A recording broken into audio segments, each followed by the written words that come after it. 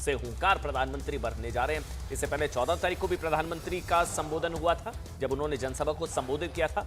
और दूसरी तस्वीर, जम्मू कश्मीर में वोटिंग जो है वो लगातार जारी, क्योंकि हरियाणा और अभी हरियाणा में वोट पड़ना है। जम्मू कश्मीर में आज दूसरे चरण का मतदान है, अभी एक और चरण का मतदान बाकी है। आज 6 जिलों के 26 सीटों पर मतदान हो रहा है, हरियाणा और जम्मू कश्मीर। हरियाणा में प्रधानमंत्री नरेंद्र मोदी जनसभा को संबोधित कर रहे हैं। और हमारे साथ हर्षवर्धन त्रिपाठी जी यहाँ स्टूडियो में मौजूद हैं। उसके अलावा सचिन पाधा हमारे साथ हैं जो कि राजनीतिक विश्लेषक हैं। सचिन जी, देखिए अब 2 घंटे हो चुके हैं और जिस तरह की तस्वीरें आ रही हैं वो ये बताने के लिए काफी है कि जो आवाम है जम्मू कश्मीर की वो भी चाहती है कि शांति बनी रहे, अमन बना रहे, रोजगार आए, युवाओं को नौकरी मिले और सब अमन और शांति के साथ रह सके। हाँ, धन्यवाद पंकज जी और अमन जी।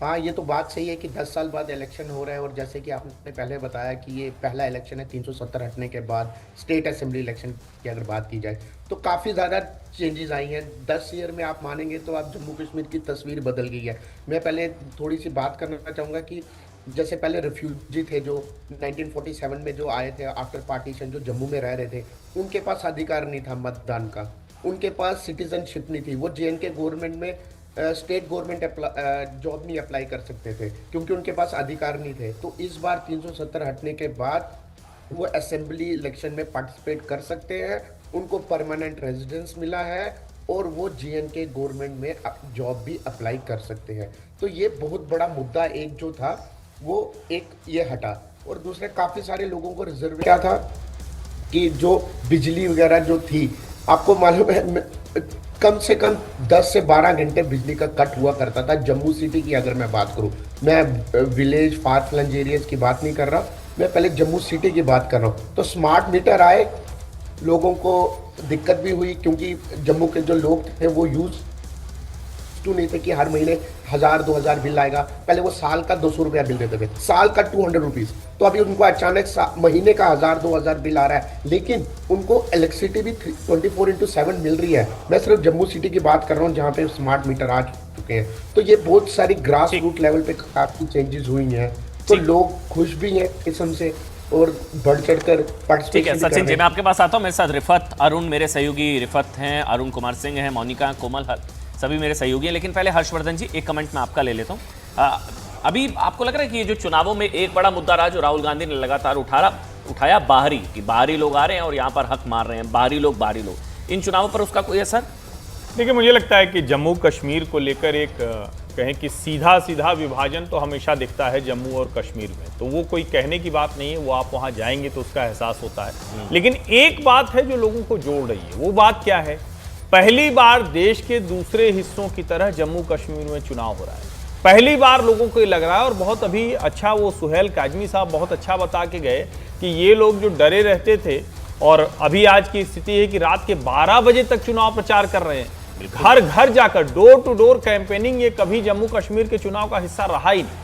और ऐसे में अगर आप ये कहें कि बदलाव नहीं दिख रहा है, आप वहां जाकर कहें कि ये तो बाहरी लोग कब्जा कर रहे हैं, तो इसका मतलब जो इसके पहले जम्मू कश्मीर के लेफ्टिनेंट गवर्नर हुआ करते थे वो सब उसी तरह से थे। कांग्रेस के शासनकाल में दिल्ली से सब चलाने की कोशिश होती थी। और क्या कश्मीर के लोग ये भूले होंगे? आज भले वो कहें कि बड़ा रिश्ता है, शेख अब्दुल्ला की गिरफ्तारी क्यों कराई थी कांग्रेस पार्टी ने? और क्यों, अगर इतना ही था तो क्यों नेहरू गांधी परिवार कश्मीर से निकल कर आया? कश्मीरी पंडितों की वो पीड़ा क्या कभी ये बोलते हैं? क्या इस चुनाव में भी बोल रहे हैं? ये भी एक बड़ा सवाल। और ये सबसे बड़ी चीज है कि ये लोकतंत्र के पर्व में इस तरह से लोगों की सहभागिता अपने आप में बीजेपी की जीत है। मतलब बीजेपी हारे जीते, निश्चित तौर पर केंद्र की बीजेपी की ये जीत है, कम से कम उस विजन की जीत है जिसको प्रधानमंत्री नरेंद्र मोदी बार बार कहते थे। और एक लाइन में सिर्फ बता दूं, 11 सितंबर 2019, एक महीने बाद हम लोग तब सत्यपाल मलिक थे, हम कुछ पत्रकार वहां गए थे श्रीनगर, राजभवन में सत्यपाल मलिक से हमने पूछा कि क्या बदला और कैसे ये POJK की बार बार बात होती है। तो उन्होंने कहा कि प्रधानमंत्री कहते हैं, मोदी जी कहते हैं कि इधर के कश्मीर में इतनी रोशनी कर दो कि वो खुद ही कहे कि हम इधर आ जाएंगे। आज सत्यपाल मलिक कोई बात कर रहे हो, लेकिन ये बात तो उन्होंने हम लोगों से खुद कही राजभवन में। परिवर्तन से पहले की बात है ये, हाँ है, उससे पहले की बात है। हर्षवर्धन जी, चूंकि आपने सत्यपाल मलिक का जिक्र किया, मनोज सिन्हा इनके रोल को कितना महत्वपूर्ण मानते हैं? मुझे लगता है कि जिस मकसद से वहां गए थे, सत्यपाल मलिक के समय पॉलिटिकल जो मैन्यूवरिंग थी वो करनी थी, वो उन्होंने किया और मैं उनको उसका पूरा श्रेय दूंगा कि जो मोदी शाह चाहते थे उसको उन्होंने किया। उसके आगे का काम क्या था? जम्मू कश्मीर के लोगों की विकास में हिस्सेदारी। ठीक है सर, बात करेंगे, जरा रिपोर्टर्स के पास जाना जरूरी है। अरुण, मैं तो एक तो आपसे समझना चाहूंगा, अब लगभग 2 घंटे 10 मिनट का वक्त हो गया है, क्या देख रहे हैं आप? लोगों में उत्साह वैसे का वैसा बरकरार है? और इस बार अगर नेशनल कॉन्फ्रेंस, चूंकि राजनीति की भी बात करेंगे, नेशनल कॉन्फ्रेंस और खासतौर पर पीडीपी, इन्होंने 370 को भावनाओं से सीधे सीधे जोड़ने की कोशिश की, यानी इसको मुद्दा बनाने की कोशिश की है?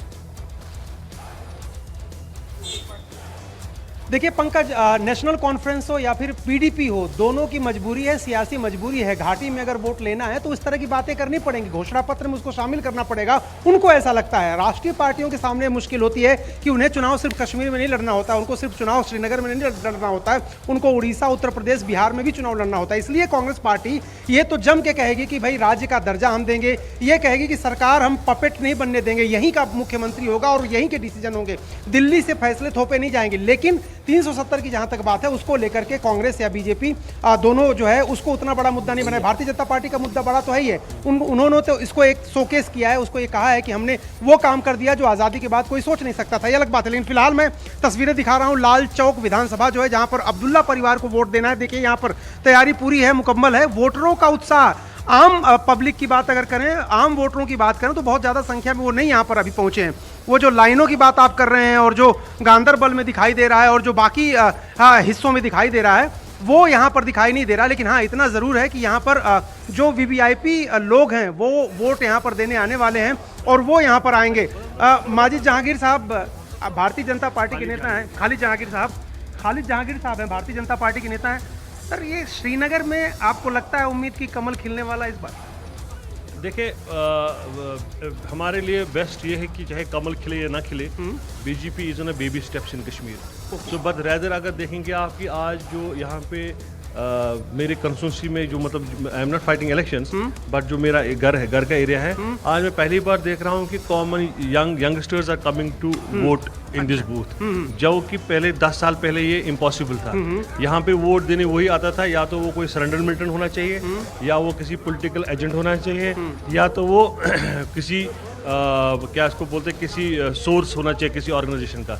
But this time what the prime minister have change in Kashmir is that कि youngsters who are irrespective of any kind of profession, they come are voting. बिल्कुल अरुण, ये तो इससे क्या हो गया कि इससे जो यंगस्टरों में जो मेन स्ट्रीम लीडरशिप पर भरोसा बढ़ रहा है, आई थिंक वो एक चेंजिंग सिनेरियो है कश्मीर में। एक मैं आपसे, चूंकि बीजेपी के नेता, आपसे पूछना चाह रहा हूँ ना, ये जो बीजेपी थी एक तरह से घाटी के लोगों के लिए बड़ी मुश्किल थी कि बीजेपी का सपोर्टर हो जाना या बीजेपी का नेता हो जाना।